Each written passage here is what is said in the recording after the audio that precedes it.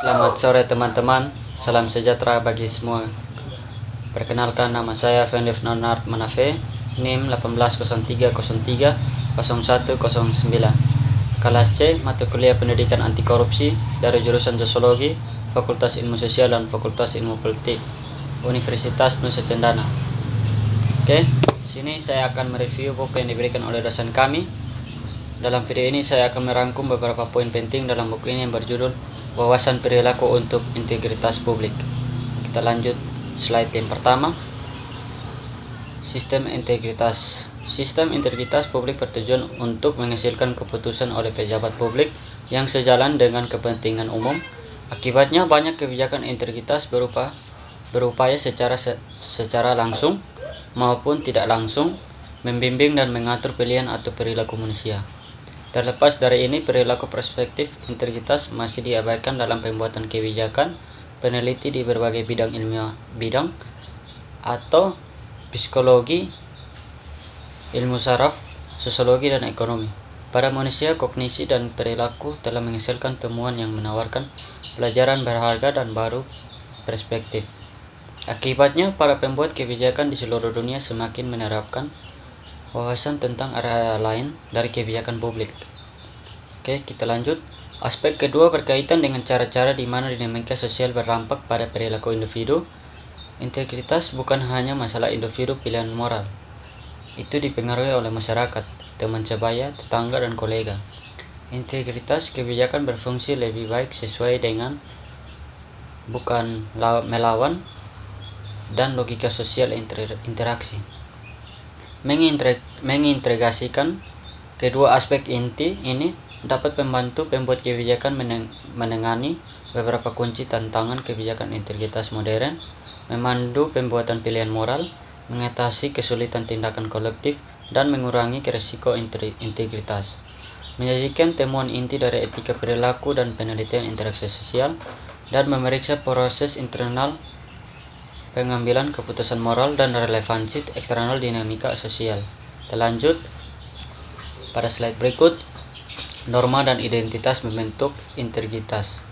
Orang mengarahkan tindakannya sesuai dengan persepsi mereka tentang perilaku yang dapat diterima dalam konteks sosial mereka. Apakah ini budaya masyarakat atau kelompok sebaya? Terkenal studi psikologi seperti eksperimen konformitas, penjara Stanford, eksperimen atau eksperimen kepatuhan Milgram telah menunjukkan sejauh mana pilihan orang dipengaruhi oleh norma yang ditimbulkan dan peran yang ditentukan untuk mereka. Penjara Stanford eksperimen misalnya mengubah siswa menjadi sipir penjara yang kejam atau penurut tahanan hanya melalui resep eksternal dari peran ini oleh para peneliti.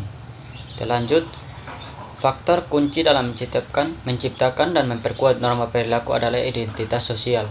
Didefinisikan sebagai peran yang diberikan individu dalam kelompok dan kelompok dalam masyarakat.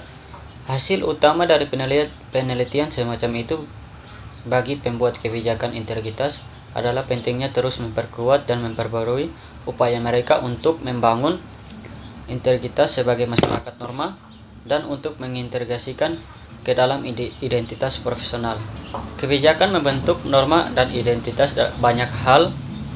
Kode etik misalnya dapat digunakan untuk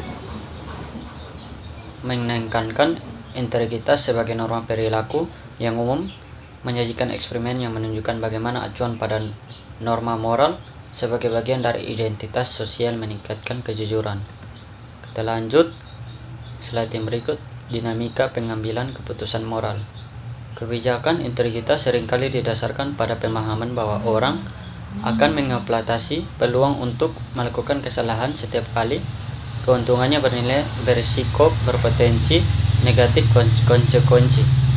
Dengan kata lain, individu diasumsikan menimbang kemungkinan mendapatkan tertangkap, yaitu ketatnya kontrol internal dan eksternal dan mekanisme deteksi dan sanksi berikutnya terhadap keuntungan yang tidak semestinya yang bisa mereka peroleh melalui tindakan atau kelambanan.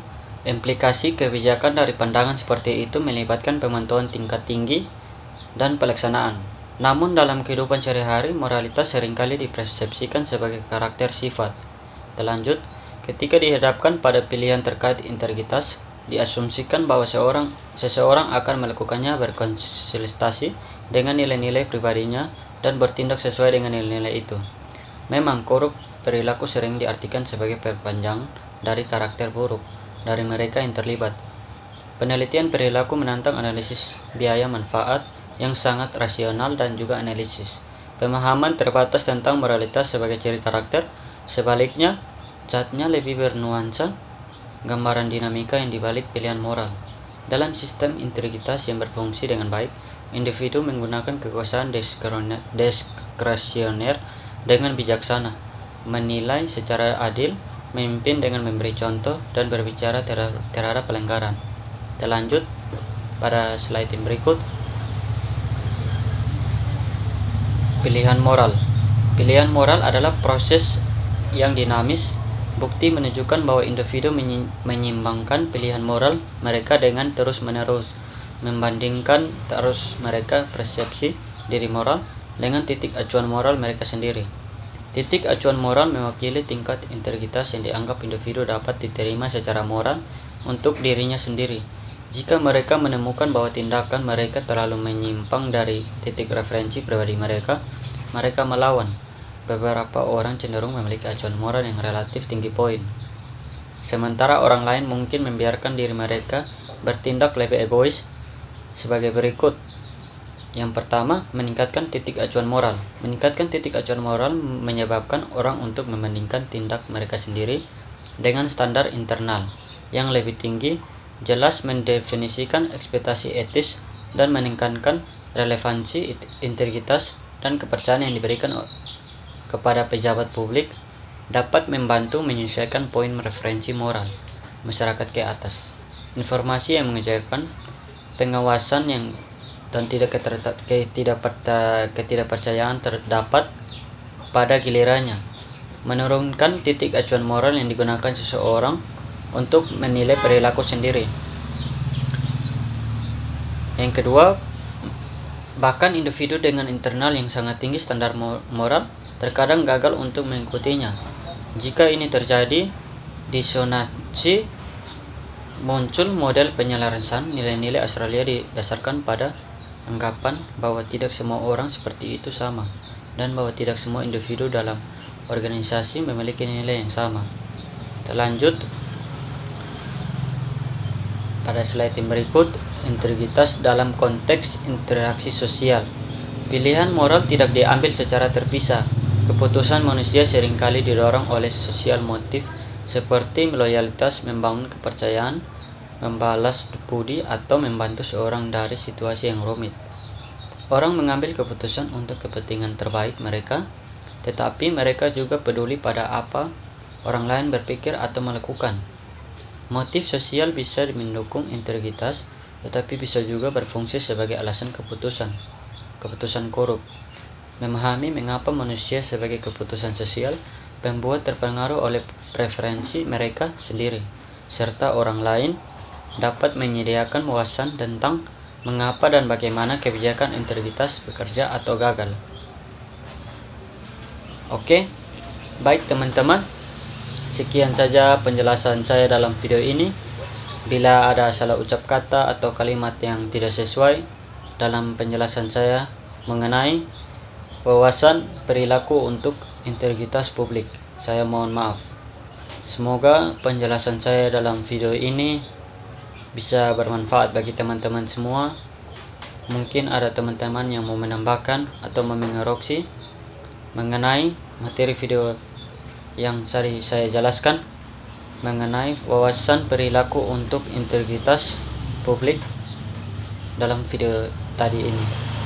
Silakan teman-teman semua boleh berkomentar pada video ini. Perlu diingat juga, berikan komentar yang bersifat positif dan membangun bersama demi kebaikan bersama. Oke, sekian dan terima kasih atas kunjungannya di video saya ini. Salam hormat untuk kita semua. Tanamkan budaya anti korupsi pada diri Anda.